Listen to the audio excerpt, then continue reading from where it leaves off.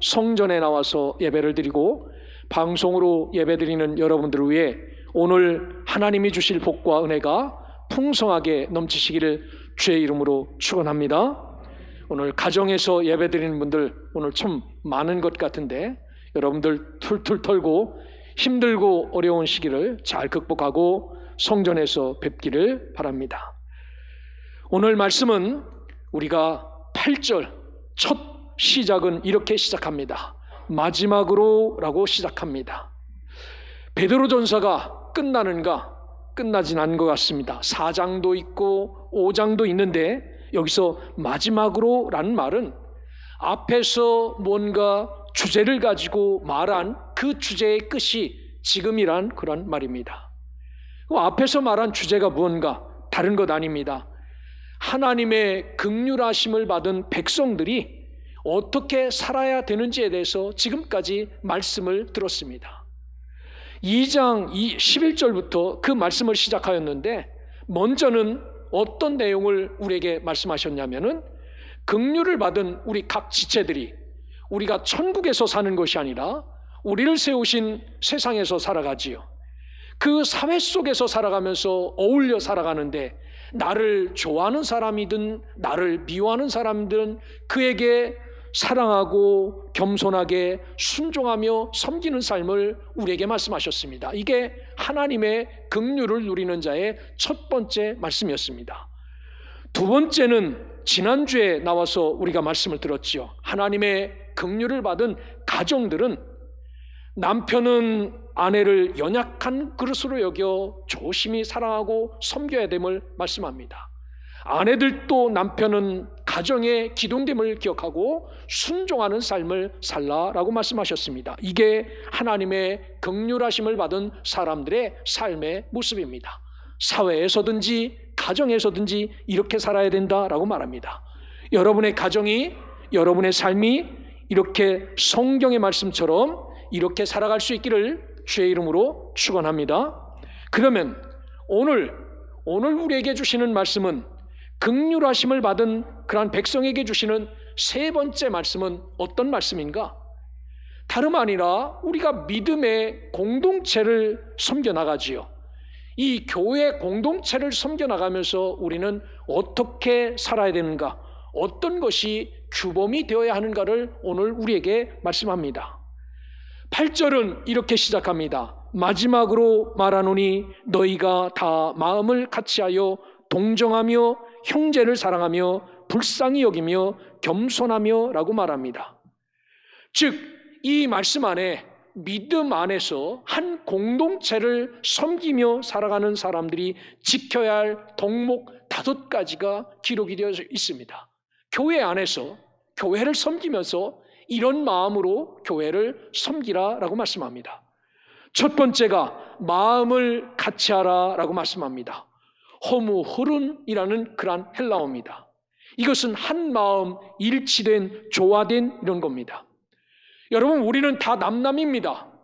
고향이 같거나 같은 학교를 나왔거나 우리가 어떤 학연이 있거나 지연이 있거나 이런 사람들은 아닙니다. 예수 믿는 것 때문에 흩어졌던 우리들이 이곳에서 모여서 한 교회를 이루어 세워갑니다. 여러분, 고집도 다르고 취미도 다르고 습관도 다르고 다 다르지요. 그런데 이렇게 남남들이 모인 교회지만 여기서 하나님은 우리에게 말씀하시기를 뜻과 마음을 조화롭고 일치되게 하나로 모으는 것, 이것이 하나님의 긍휼을 입은 사람들의 교회 안의 삶이다라고 말합니다. 교회 안에서는 뜻이 한 가지만 있어야지요. 그 한 가지만 있어야 될 뜻이 어떤 뜻입니까? 예수의 뜻, 성령님의 뜻, 이 뜻 한 가지만 있어야 되지요. 그래서 사도 바울도 빌립보서 2장 2절에 보면 마음을 같이하여 같은 사랑을 가지고 뜻을 합하며 한 마음을 품으라 라고 말씀합니다. 사랑하는 소명의 성도 여러분, 저와 여러분은 예수 그리스도를 믿고 그 긍휼하심이 얼마나 큰지를 아는 사람입니다. 그러기에 다 남남이지만 그리스도 안에서 하나됨을 기억하고 마음을 같이하여 조화롭고 일치되게 이 교회를 섬겨나갈 수 있기를 주의 이름으로 축원합니다. 두 번째는요, 동정하라라고 말합니다. 심파데스라는 헬라어를 써놨어요.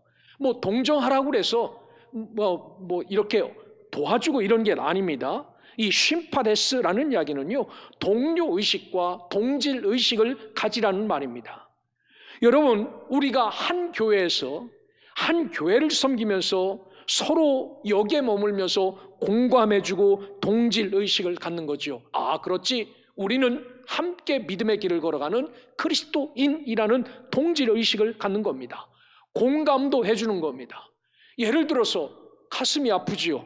어려운 일을 당할 때, 그러면 그래, 얼마나 아플까? 나도 알지, 힘을 내시라고 이렇게 해야 되는데, 그런 것 갖고 뭘 그렇게 아프게 생각하냐고 툭툭 털고 일어나라고 이러지 마시라는 이야기입니다. 동료의식, 믿음의 길을 걸어갈 때 오는 여러 가지 상황과 형편 속에서 오는 아픔, 이런 것들이 있더라도 동료의식과 동질의식을 갖고 교회 안에서 섬기는 것, 이것이 오늘 교회 안에 우리의 삶이다라는 사실을 기억하고, 저와 여러분들도 믿음의 길을 걸어가면서 우리는 소명교회를 섬기는 그리스도 안에서 한 동료라는 의식을 갖고 살아갈 수 있기를 주의 이름으로 축원합니다. 세 번째는 형제를 사랑하며 라고 말합니다. 형제를 필라델포스라는 말입니다. 형제처럼이 아닙니다. 형제같이입니다. 여러분, 여기에 나오는 형제 사랑은요, 육신의 형제뿐 아니라 예수 믿고 형제가 된 자들도 지칭하는 그런 말씀입니다. 그러니까 저와 여러분입니다. 예수 믿기 전에는 다 남남이었어요. 우리가 한 형제 자매라고 부르지 않았습니다. 그런데 예수 그리스도를 믿고 나서는 형제가 되고 자매가 되고 가족이 되었습니다. 내가 왜 이 사람하고 가족입니까? 이렇게 물어볼 수 있죠. 저와 여러분은 한 아버지를, 하나님 아버지를 하나님 아버지라고 고백을 합니다. 여러분, 어떤 사람은 큰아버지라고 부르고 어떤 사람은 작은아버지라고 부르는 사람 없지요. 우리 모두는 하나님을 아버지라고 부릅니다. 이 말은 주 안에서 한 가족, 한 형제가 되었다라는 거지요. 그래서 형제처럼이 아니라 형제같이입니다. 여러분, 형제끼리 어려울 때 도움도 주고 기도도 하고 협력도 하지 않습니까? 형제같이, 우리도 형제같이 이곳에서 사랑하고 섬기는 것, 이것이 하나님의 긍휼을 입은 사람들의 삶이다라고 말합니다. 오늘 형제처럼이 아니라 형제같이 우리가 서로를 돌아보고 서로를 축복하고 내일뿐만 아니라 다른 사람들의 일도 기도해 줄 수 있는 믿음의 백성들 되시기를 주의 이름으로 축원합니다. 오늘 네 번째는요, 불쌍히 여겨라 라고 말합니다. 유스 플랑크노스라는 헬라어를 써놨어요. 이 성경에 이 이야기가 어디냐면요, 애정이 있고 온정이 있는 그런 뜻입니다. 간혹 불쌍히 여긴다는 것에 대해서 거부감을 갖는 사람들이 위에 올라가서 가는 길 안내해 주십시오. 할머니, 그쪽으로 나가시면 안 됩니다. 간혹 불쌍히 여긴다는 것에 대해서 거부감을 갖는 사람들이 있습니다. 그런데 여기서는 그 뜻이 아니라 진심으로 상대방의 마음을 헤아리는 인정과 온정을 이야기하는 겁니다. 그래서 유스 플랑크노스는요, 불쌍히 여겨서 동전 한 입 주고 1,000원짜리 한 장 주는 게 아니라 애정이 있고 온정 있는 그런 삶입니다. 왜냐하면 우리가 형제이기 때문에, 한 교회를 섬기기 때문에. 오늘 이러한 믿음의 마음이 여러분 가운데 풍성하기를 주의 이름으로 축원합니다. 애정을 갖는 거예요. 어떻게 사는지, 어떻게 믿음의 길을 걸어가는지, 어떤 어려움이 있는지 돌아보는 것, 이것을 갖고 살아라 라고 말합니다. 다섯 번째는 교회 안에서 겸손하라 라고 말합니다. 친절하고 관대하고 다정한 것입니다. 여러분, 어떻게 하는 것이 겸손입니까? 여기서 말하는 겸손은요, 어떤 상황에서든지 친절하고 관대하게 하는 마음을 말합니다. 때로는 우리가 믿음의 길을 걸어가면서 다를 수 있어요. 다른 생각을 가지고 있고 다른 행동이 있을 수 있습니다. 그럼에도 불구하고 친절하고 관대한 것, 이게 겸손입니다. 적어도 하나님의 긍휼을 받은 백성은 어떤 상황과 형편에서도 마음을 같이 하는 것, 우리가 동정하는 것, 동질의식을 갖는 것, 형제를 사랑하는 것, 형제처럼이 아니라 형제같이 사랑하는 것, 그리고 불쌍히 여기는 겁니다. 애정 있고 온정을 갖고 지켜보는 겁니다. 뿐만 아니라 어떤 상황에서도 친절하고 관대한 것입니다. 이게 교회 안에서의 삶을 이렇게 살라라고 말합니다. 사랑하는 소명의 성도 여러분, 베드로가 우리에게 가르쳐 주시고 말씀하신 이 성경적인 삶으로 교회를 잘 섬겨서 우리 교회가 그 어느 교회보다 하나님의 뜻을 기쁘게 할 뿐만 아니라 성도들 간에도 사랑과 은혜가 넘치는 교회로 세워나갈 수 있기를 주의 이름으로 축원합니다. 이렇게 오늘 긍휼을 받은 백성들이 교회 안에서 이런 모습으로 살아가라라고 말씀하시면서 두 번째로는 그러면 교회 밖에서는 어떻게 살아야 하는지에 대해서 우리에게 말씀합니다. 교회 안에서는 이 5가지 마음을 갖고 마음을 같이 하고 동질의식을 갖고 사랑하고 좀 불쌍히 여기고 겸손하게 살라고 말하는데 밖에서는 어떻게 살아야 되는가? 9절에 보니까 이렇게 시작합니다. 악을 악으로 욕을 욕으로 갚지 말고 도리어 복을 빌라 이를 위하여 너희가 부르심을 받았으니 이는 복을 이어받게 하려 하심이라 라고 말씀하십니다. 세상은 어떤 삶인가? 세상은요, 여러분, 악한 사람이 나에게 악을 끼치면은 이 악을 누린 사람은 그 악을 몇 배나 되갚아주는 것이 세상입니다. 다른 사람이 여러분을 괴롭게 하면요, 여러분은 다른 사람을 더 괴롭게 하여 갚아주죠. 다른 사람이 나를 모욕하면 참지 못하고 그 모욕을 몇 배나 더 갚아 수치스럽게 만드는 것이 세상이에요. 얼마나 무서운지 알 수 없어요. 세상 다 그렇게 살아요. 저 사람이 나를 미워해? 그래? 나는 더 미워하지. 이렇게 말하는 것이 세상입니다. 그런데 하나님은 긍휼을 받은 백성은 세상을 향하여 교회 밖의 삶을 살 때 세상의 가치관과는 다르게 살라라고 말해요. 세상은 그렇게 살아요. 세상은 누가 악을 악으로 갚고 욕을 욕으로 갚고 삽니다. 그런데 우리에게는 이런 가치관을 갖고 살지 말라라고 말합니다. 여러분, 다른 사람이 나를 향하여서 욕하고 덤벼들 때 여러분 어떻게 해야 됩니까? 정말 욕하고 싶지요. 그런데 이런 고민이 몰려올 때 와, 몸이 부르르 떨리며 내가 예수만 안 믿었다면 이라고 딱지 다 떼고 싸워야 될까라고 생각이 되어질 때 여러분 묵상해야 될 말씀이 오늘 말씀입니다.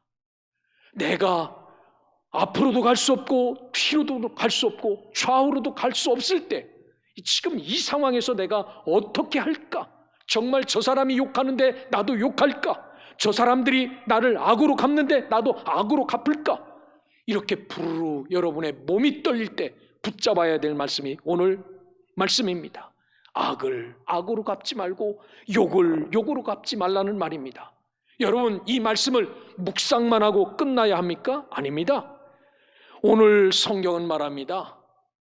악을 악으로 갚지 말고 욕을 욕으로 갚지 말고 그 핍박당하는 핍박 속에서 오히려 그 사람을 향하여 복을 빌라라고 말씀합니다. 대단하잖아요. 여러분 이렇게 살 수 있습니까? 사람들은 나를 욕하는데 나는 그 사람 앞에서 당신 잘 될 겁니다. 하나님이 도와주실 겁니다. 이렇게 축복하며 살 수 있습니까? 성격대로 하면요, 우리도 그대로 갚아주고 싶지요. 성격대로 하면요, 우리도 더 갚아주고 싶습니다. 이런 삶을 살고 싶습니다. 그런데 성경은 왜 너희들을 불렀는지 아느냐라고 말씀합니다. 세상은 그렇게 산다 할지라도 너희들을 불러서 너희들을 축복의 도구로 사용하려고 내가 너희들을 불렀다라고 말씀합니다. 사랑하는 소명의 성도 여러분, 혹여 여러분들이 이런 상황에 놓여 있습니까? 너무나도 미움받고 있어서 나도 미워하고 싶은 마음이 있고 너무나도 욕을 당하고 있어서 나도 욕을 저 사람에게 되갚아주고 싶은 그런 상황에 놓여 있는 분들 있습니까?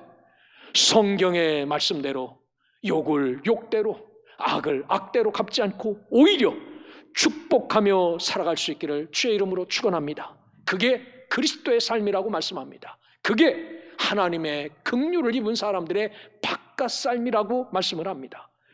베드로 사도는 예수님의 삶을 이미 2장 22절에서 우리에게 보여주셨어요. 예수님이 어떤 삶을 사셨는지. 베드로 사도가 예수님의 삶을 우리에게 꺼내 이야기합니다. 그는 죄를 범하지 아니하시고 그의 입에 거짓도 없으시며 욕을 당하시되 맞대어 욕하지 아니하시고 고난을 당하시되 위협하지도 않는 삶을 살았다라고 말씀합니다. 예수님의 삶을 사도 베드로는 우리에게 소개해요. 여러분, 우리도 예수님처럼 맞대어 욕하는 자들이 아니라 마주서서 복을 빌어주는 자로 살아가시기를 주의 이름으로 축원합니다. 다른 사람이 욕한다고 똑같이 서서 욕하는 자가 아니라 그런 사람들에게 복을 빌어주는 사람. 성경은 이런 삶을 사는 것이 우리가 교회 담 넘어 바깥 세상의 삶이다라고 말해요.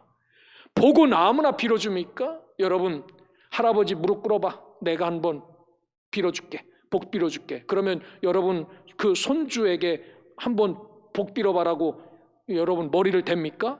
그러지 않죠. 복은 아무나 빌어주는 것 아닙니다.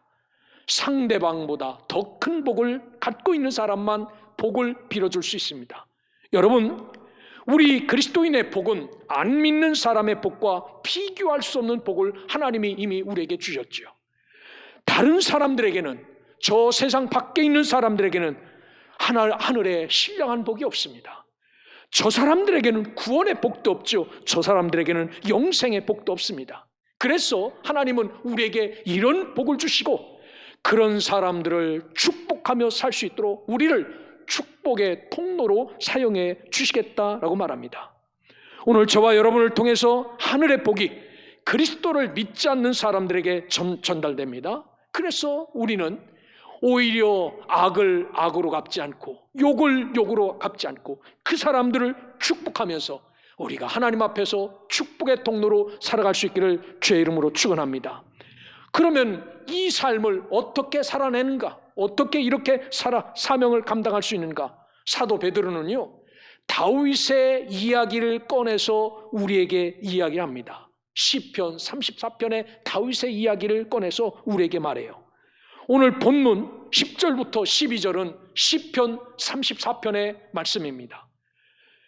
여기에 보면 이렇게 말합니다. 그러므로 생명을 사랑하고 좋은 날 보기를 원하는 자는 혀를 금하여 악한 말을 그치며 그 입술로 거짓을 말하지 말고 악에서 떠나 선을 행하고 화평을 구하며 그것을 따르라. 주의 눈은 의인을 향하시고 그의 귀는 의인의 간구에 기울이시되 주의 얼굴은 악행하는 자들을 대하시느니라 하였느니라 라고 말씀합니다. 여러분, 조금 있으면 대통령 뽑아요. 참 고민이 많습니다.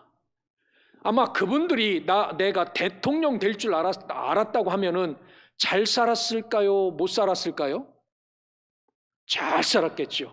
다른 사람들에게 해코지 하나도 안 하고 잘 살았을 겁니다. 그런데 지금 이렇게 대통령 나올 줄 모르고 막 사는 사람들이에요. 그래서 우리가 고민이 많습니다. 오늘 다윗의 얘기가 이런 이야기입니다. 생명을 사랑하고 좋은 날 보기를 원하는 자들. 여러분, 다윗은 뭐냐면은 이스라엘의 두 번째 왕이지요. 이 사울 왕 첫 번째 왕 때 블레셋이란 나라에서 쳐들어왔습니다. 3m가 넘는 골리앗을 앞장세우고 쳐들어왔어요. 이때 다윗 16살 먹은 이 다윗이 내가 나가서 골리앗과 싸우겠습니다 라고 해요. 그랬더니 사울 왕이 그래? 그럼 한번 내 옷 입고 나가서 싸워봐라. 그래서 투구도 씌워주고 옷도 입혀요. 진짜 나가서 다윗이 16살 먹은 사람이 3m가 넘는 골리앗과 싸웁니다. 사무엘상 17장 45절에 보면 너 칼과 창 갖고 나왔냐? 나는 여호와 하나님의 이름으로 너를 대적한다 라고 해서 3m가 넘는 골리앗을 16살 먹은 중학생이 때려 눕힙니다. 이때부터 이스라엘 모든 국민들이 엄청나게 다윗을 좋아해요. 그 소년 다윗을 좋아합니다. 그랬더니 저 왕좌에 있는 사울이 얼마나 미워하는지요. 저놈이 저 어려서 왕의 기름을 부음받더니 나도 하지 못하는 골리앗을 때려 눕히고 모든 사람이 다 다윗을 좋아하니까 시기가 생기죠. 사울 왕은 다윗을 죽이려고 애를 씁니다. 다윗은 하루하루 사는 게 감사합니까? 감사하지 않습니까? 오늘 또 살아있는 게 너무너무 감사해요. 그리고 다윗은 꿈이 있어요. 어떤 꿈입니까? 하나님이 막내 아들, 8번째 아들 나에게 우리 형들 다 제껴놓고 왕이 되라고 기름을 부어주신 겁니다. 그래서 그날이 오기를 손꼽아 기다리는 겁니다. 이렇게 기다리면서 그가 입도 조심, 마음도 조심, 생각도 조심, 행동도 조심 이렇게 살아요. 다윗이 왜 이렇게 살았습니까? 성경에 보면 사울이 쫓아다니며 죽인다고 하니까 도망가요. 어디까지 가냐면 가드라는 블레셋으로 가요. 아기스 왕에게까지 갑니다. 아기스 사람들이 알죠. 이놈은 예전에 골리앗을 죽인 놈인데 왕이시여 이놈을 잡아다가 목을 칩시다 라고 말해요. 다윗이 그 소리를 듣습니다. 그리고 이때부터 다윗은 미친 짓을 합니다. 살라고 남의 나라에 가서 골리앗 죽인 놈이라고 하니까 그 칼로 목을 친다고 하니까 이때부터 미친 짓을 합니다. 침도 질질 흘리고 눈도 좀 풀리고 헛소리도 하고 뭐 벽에다 글씨도 쓰고 그래서 사람 보기에는 이거 맨정신이 아니네 미친놈이네 라고 생각하는 겁니다. 이것을 본 아기스 왕은 이 사람이 다윗이냐? 미쳤구만 내쫓아라 라고 해서 살아났어요. 이렇게 미친 행위로 위기를 모면하고 살아난 다윗이 하나님 앞에 감사하며 쓴 글이 바로 시편 34편입니다. 여러분 우리가 살다가 보면 억울한 일과 시련을 당할 때가 참 많아요. 나는 가만히 있는데 욕하고 나를 평가하고 나를 억울하게 만드는 겁니다. 그런데 아무리 억울해도 다윗만큼은 억울하고 원통할 수 있습니까? 그래도 원통하죠. 내가 저 사람을 위해서 떡 달라는 것도 아니고 밥 달라는 것도 아닌데 나를 미워해서 정말 가슴 아프게 살아가요. 오늘 다윗은 말합니다. 이렇게 살 때, 이런 원통함이 있을 때, 이런 아픔이 있을 때도 욕하거나 악을 갚지 말라라고 말해요. 그러기 위해서 다윗이 이 이야기를 하면서 생명 사랑하고 좋은 날 보기를 원하는 자는 우리가 구원받은 자로 살아가고 그 천국 들어간 것을 꼼꼼히 기억하면서 어떤 사람이 그 천국 들어갈 수 있는지를 기억하며 사는 사람은 어떤 삶을 살라고 말씀하시냐면 첫 번째, 혀를 금하여 악한 말을 그치라 라고 말합니다. 이게 세상에 살면서 교회 밖에 살면서 주의 나라를 꿈꾸며 사는 사람들에게 주시는 제1원칙입니다. 혀를 금하고 악한 말을 그치라. 이 카고스라는 악한 말은요 무가치하고 질 나쁘고 사악한 말입니다. 누가 이 말을 합니까? 다윗이 말하는 거지요. 다윗은 적어도 자기를 죽이려고 쫓아다니는 그 사울 왕을 이렇게 평가하지 않았다는 겁니다. 왜입니까? 나는 앞으로 왕이 될 사람이기 때문에 오늘 살아있는 것 감사하고 왕이 될 것을 기억하며 그 좋은 날이 앞으로 올 것을 기억하며 내 혀를 금하여 악한 말을 하지 않았다라고 말하는 겁니다. 여러분, 사울 왕의 관계에 있어서 악한 말을 1000번이고 10,000번이고 할 수 있지요. 왜 못합니까? 저 들판에 나가서 사울 왕은 나쁜 놈이라고 소리치며 말할 수 있지요. 그런데 다윗은 우리에게 뭐라고 요구합니까? 침묵을 요구합니다. 10절에 보면 말을 그치라 라고 말해요. 우리가 쓰는 언어 이것을 멈추고 정지하고 중단하라 라고 말합니다. 어떤 경우에라도 어떤 상황에서라도 우리가 사람을 평가하고 우리가 사람을 꺼내놓고 말한 것들을 여러분 정지하고 중단하라 라고 말합니다. 사랑하는 성도 여러분, 믿음의 길에서 할 말이 얼마나 많습니까? 하지만 베드로는 그것이 좋은 일이든 나쁜 일이든 우리의 혀를 금하라 라고 말해요. 사랑하는 성도 여러분, 우리도 예수님처럼 우리를 괴롭게 하고 아프게 하는 사람이 있다 할지라도 우리가 우리의 말을 금하여 오히려 맞대어 욕하지 않고 우리의 주신 말로 저들을 축복하며 살아갈 수 있는 믿음의 백성들 되시기를 주의 이름으로 축원합니다. 두 번째는요, 오늘 세상에 살면서 교회 담 너머에 살면서 주의 그 거룩한 나라를 꿈꾸며 살아가는 사람들은 우리의 입술로 거짓을 말하지 말라라고 말합니다. 성경에 보면 구약 성경의 이 입술을 여러분들 연지곤지 바르는 이 입술을 다 세페트라고 표현합니다. 이게 입술 언어인데 뚝 경계선이라는 말이 있습니다. 이 경계선이 무너져서 이 고여있던 물이 줄줄줄줄 새면요, 여러분 저수지가 여름 홍수 때 터지면 그 아랫동네 박살나듯이 우리의 이 입술이 터지면 그렇게 되는 거예요. 이 입술로 거짓말하는 것을 하지 말아라 라고 말합니다. 성경에는 의외로 이것을 많이 이야기하세요. 약 253번 거짓을 놓고 우리에게 이야기합니다. 신약에는 약 60번 정도 이야기합니다. 이 거짓이란 말은 돌로스입니다. 속이고 교활하고 괴교 등이 포함되어 있는 그런 말입니다. 지난주 우리가 에베소 말씀을 새벽에 나누었는데 그 에베소의 성경에도 뭐라고 이야기하냐면 하나님을 따라 의와 진리의 거룩함으로 지으심을 받은 새 사람을 입으라. 그런즉 거짓을 버리고 각각 이웃과 더불어 참된 것을 말하라 라고 말합니다. 성경에 보면요, 우리가 살아나기 위해서 거짓을 이야기할 수 있죠. 그 어려움과 고난 가운데서 헤어나오기 위해서 그렇게 말할 수 있죠. 그런데 오늘 성경은 철저히 그렇게 살지 말라라고 말합니다. 우리를 세우신 삶의 자리에서 나의 입술로 거짓을 말하지 않고 진실만을 말하며 살아가는 것, 그것이 교회의 담 넘어 세상의 삶이다라는 사실을 기억하고 하나님의 긍휼을 받은 저와 여러분은 이런 삶을 살아가시기를 주의 이름으로 축원합니다. 또한 세 번째는 악에서 떠나 선을 행하고 화평을 구하는 것, 이것이 오늘 하나님의 긍휼을 받은 사람 삶의 자세라고 말합니다. 오늘 11절에 보면 이 말씀을 표준 세번역 성경은 이렇게 말합니다. 악에서 떠나십시오. 선을 행하며 화평을 추구하며 그것을 쫓으십시오 라고 말합니다. 여기서 말하는 악은 카코스라는 헬라어입니다. 무가치하고 타락하고 사악한 것에서 벗어나라 라고 말합니다. 여러분, 저희들은 교회에 오면은 교회 성도의 모도로 싹 바뀌어요. 세상 나가면은 비즈니스맨으로 싹 바뀝니다.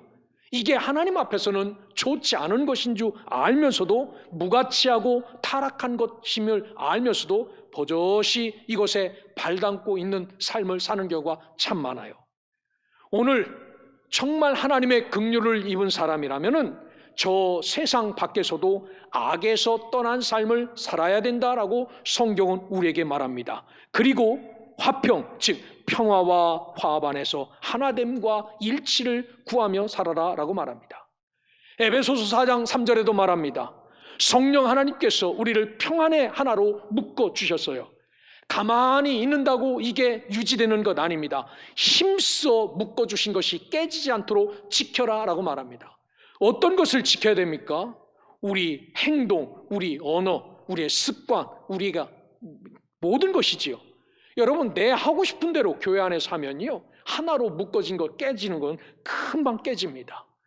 하고 싶은 것 있어도, 나와 습관이 달라도, 나와 모든 것이 달라도 교회 안에서 하나님이 묶어주신 이것을 지키기 위해서 끙끙거리며 나를 가라앉히는 것, 이것이 바로 화평을 구하는 삶이죠. 이 삶을 살라고 성경은 우리에게 말씀합니다. 사랑하는 성도 여러분, 이 모습이 세상에 살면서 주의 나라를 꿈꾸며 사는 삶의 원칙이다라고 말합니다. 이렇게 잘 살아낼 수 있는 믿음의 자녀들 되시기를 주의 이름으로 축원합니다. 2014년도에 개봉된 언브로큰이라는 영화가 있습니다. 아주 유명한 여자 배우 안젤리나 졸리가 이 영화 감독이 되어 찍은 겁니다. 그래서 일본 사람들은 안젤리나 졸리를 싫어해요. 여기에 등장하는 인물이 있습니다. 루이스 잠페린입니다. 이 사람은 이탈리아에서 태어나서 아버지 어머니를 따라 미국에 이민 온 사람입니다. 키가 1m 80입니다. 육상이 재능이 있어서 1936년 베를린 올림픽에 19세로 최연소 국가대표로 올림픽도 참가합니다.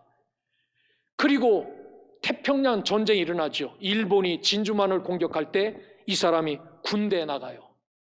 비행기로 정찰하다가 비행기가 추락하여 47일 동안을 태평양 바다에서 표류하다가 일본군에게 잡혀서 포로 생활을 합니다. 2년 동안 수용소 포로 생활을 했는데 얼마나 그 고문이 심했는지 1m 80인 사람이 2년 뒤에 이 일본이 항복하고 이 사람이 미국으로 돌아왔을 때 몸무게는 34kg였습니다. 1m 80에 몸무게가 34kg. 얼마나 가슴 아픈 일이 이 사람에게 벌어졌겠습니까? 보통 이런 분들에게는 외상후 스트레스 장애가 오지요. 악몽을 꿉니다. 그 사람들이 불로 찢고 찌르고 가시로 엄청난 것, 불면증 때문에 잠도 못 자고 자다가 발작발작 일어납니다. 잠잘 수 없어서 술을 먹지요. 그것 때문에 알코올 중독이 되어 가정이 깨집니다. 꿈속에 자기를 괴롭게 했던 와타나베가 나타납니다. 그러면 이 사람은 고백합니다. 내가 저놈을 반드시 죽이고 나도 죽을 거다라고 꿈꿔요. 이런 삶이 반복되게 할 때 그는 LA 수정교회 목사였던 빌리 그레함 목사를 이 루이스가 만나요. 이 빌리 그레함 목사를 만났을 때 자기의 속마음을 다 털어놓습니다. 나는 이런 꿈을 꾸고 삽니다. 이때 빌리 그레함 목사가 이 루이스를 만집니다. 여보시오, 하나님은 우리의 모든 것을 용서해 줬는데 당신도 용서를 배우고 그를 용서하시오 라고 말합니다. 한국전쟁이 일어나던 1950년 루이스는 일본 선교를 떠납니다. 그리고 일본에 도착해서 자기를 그렇게 수용소에서 고문했던 수용소의 간수들을 만나 하나하나 붙잡고 용서해줘요. 그리고 1998년 91세의 나이에 나가노 동계올림픽 때 일본에서 그를 초청해서 성화 봉송도 시킵니다.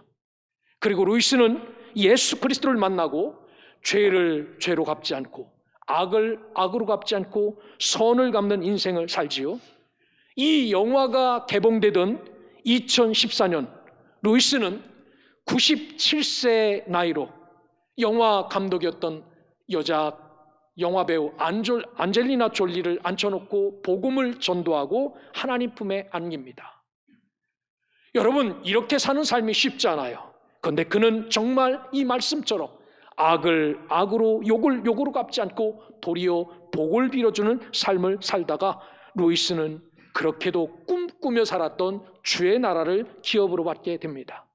여러분, 나를 억울하게 하고 나에게 상처를 주는 것을 감고 참고 감내하기도 힘든데 다른 사람에게 복을 비는 것, 이것은 더 힘들지요.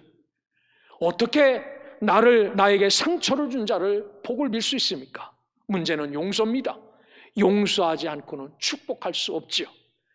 하나님은 우리를 용서해 주셨습니다. 여기에 나오는 이런 죄인들보다 더 큰 죄를 진 난데 용서해 주셨습니다. 나를 용서해 주시려고 죄인인 나를 아들로 삼아 주셨습니다. 그래서 너는 내 것이다 라고 아들, 딸로 삼아 주셨죠. 우리가 피 한 방울 없이 하나님을 아버지라고 부르고 있습니까? 여러분, 그렇지 않습니다. 우리는 주 예수를 믿고 하나님의 자녀임을 고백하기 위해서 매주 첫 주 금요일 저녁에 예수님의 흘리신 피를 기억하고 그의 몸을 쪼개어 주신 성찬식을 통하여 나는 하나님의 자녀로 살고 있음을 고백하지요. 이렇게 우리는 하나님의 자녀가 되었습니다. 이 은혜로 자식의 잘못을 기억도 하지 않고 용서하시는 하나님의 용서를 우리가 누리고 살고 있지요. 여러분도 그렇잖아요. 자식이 아버지나 뭐 잘못했다 그래? 그러고 지워주는 것처럼 하나님도 나를 자식 삼아 주시고 우리의 그 큰 죄, 우리의 그 많은 죄를 묻지도 않고 용서해 주셨다라고 말합니다. 이 사랑과 은혜를 받고 사는 사람들이 저와 여러분이고 이게 바로 하나님의 긍휼하심입니다. 이제 말씀을 마무리합니다. 하나님의 긍휼을 받은 우리는 세우신 세상 속에서도 순종하고 섬기며 사셔야 됩니다. 가정 안에서도 여러분 부부가 한마음 한뜻 되어 살아가야 됩니다. 이게 성경이 요구하시는 삶입니다. 그리고 교회 공동체 안에서도 마음을 같이하고 동정하고 형제 사랑하며 불쌍히 여기고 겸손한 삶을 살아야 됩니다. 그리고 교회 담 너머에서는 어떻게 살아야 되는가? 악을 악으로 갚지 않고 욕을 욕으로 갚지 않고 혀를 금하여 어떤 사람이든지 악한 말을 그쳐야 됩니다. 세상 사람들처럼 살아서는 안 됩니다. 입술로 거짓을 말하지 않고 악에서 떠나 선을 행하고 화평을 구하는 것, 이것이 교회 밖에서의 삶이다라고 오늘 사도 베드로를 통하여 우리에게 주십니다. 이를 위하여 우리가 부르심을 받았다고 말합니다. 이러한 삶으로 복을 우리가 이어받을 자다라고 말씀합니다. 이런 은혜를 기억하시고 믿음의 길을 걸어가시기를 주의 이름으로 축원합니다. 사랑하는 성도 여러분, 아직도 여러분 마음에 용서하지 못한 사람 있습니까? 내가 이 사람한테는 이렇게 지우고 이렇게 끝낼 수 없다라고 품고 있는 그런 사람 있습니까? 오늘 그 사람을 용서하는 시간이 되시기를 주의 이름으로 축원합니다.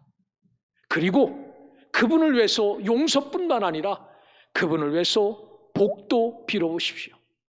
여러분 속에서 나오는 진심으로 하나님 그에게 복도 허락하여 달라고 빌어보십시오. 이 복이 흘러 여러분에게 임할 것입니다. 이게 예수 닮은 모습, 이게 하나님의 긍휼을 누리는 자의 삶이다라고 말합니다. 이런 복이 여러분 가운데 넘치시기를 주의 이름으로 축원합니다.